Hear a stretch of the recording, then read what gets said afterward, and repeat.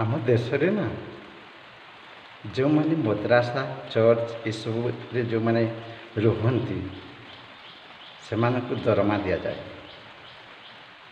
ଜଣେ ଜଣେ 1,00,000 ଲେଖାଏଁ ବି ଦରମା ପାଆନ୍ତି।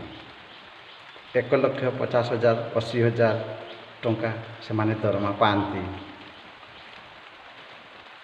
କିନ୍ତୁ ଆମର ଯେଉଁ ମନ୍ଦିରରେ ରହନ୍ତି ବ୍ରାହ୍ମଣ ସେମାନଙ୍କୁ ଦରମା ଦିଆଯାଏ ନାହିଁ।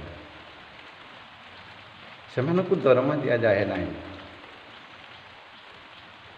ତେଣୁ ତେଣୁ ଯଦି ସେମାନଙ୍କୁ ଦରମା ଦିଆଯାଉଛି ତେଣୁ ମନ୍ଦିରରେ ଯେଉଁମାନେ ରହୁଛନ୍ତି ପୂଜକ ସେମାନଙ୍କୁ ତ ଦରମା ଦିଆଯାଉ। ସେମାନଙ୍କୁ ବି ଦରମା ଦିଆଗଲେ କେମିତି ହୁଅନ୍ତା? ସେ ପଇସା ସେମାନେ କାହା ପାଖରୁ ପାଉଛନ୍ତି ଜାଣିଛନ୍ତି? ଆମର ମନ୍ଦିରରେ ଯେଉଁ ଆମେ ପଇସା ଦାନ କରୁନା ସେହି ପଇସା ଟ୍ୟାକ୍ସ ଆକାରରେ ଯାଏ ଏବଂ ସେହି ପଇସାକୁ ସେମାନେ ଦରମା ପାଆନ୍ତି। ଏହାର ମୁଖ୍ୟ କାରଣ କିଏ ଜାଣିଛନ୍ତି? କଂଗ୍ରେସ। ଏହି ଆଇନ ସେ ପ୍ରୟୋଗ କରିଛନ୍ତି। ଆମେ ଭାରତରେ ରହି ମଧ୍ୟ ଭାରତ ବିଷୟରେ ଆମେ କିଛି ଜାଣିପାରୁନାହିଁ। ତେଣୁକରି କଂଗ୍ରେସ ହଟିବା ଦରକାର।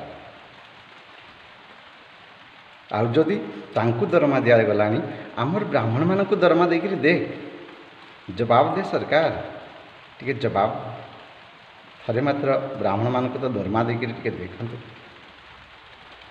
ଜୟ ଶ୍ରୀରାମ।